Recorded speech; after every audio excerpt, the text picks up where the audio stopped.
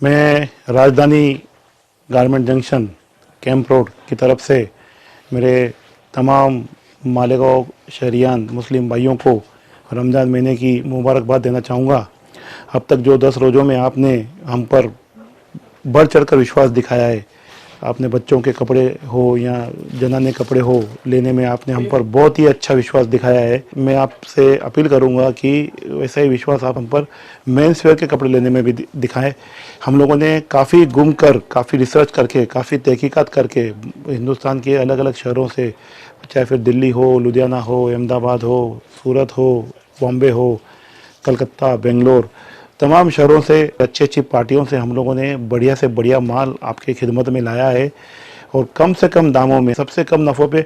Men's wear का माल आपके सामने आपकी खिदमत में हम लोग पेश करने जा रहे हैं। तो आपसे फिर से गुजारिश है, अपील कर रहा हूँ कि आप जो विश्वास हम पर 25 सालों से दिखा रहे, ऐसा ही विश्वास फिर से हम पर दिखाएं भैया।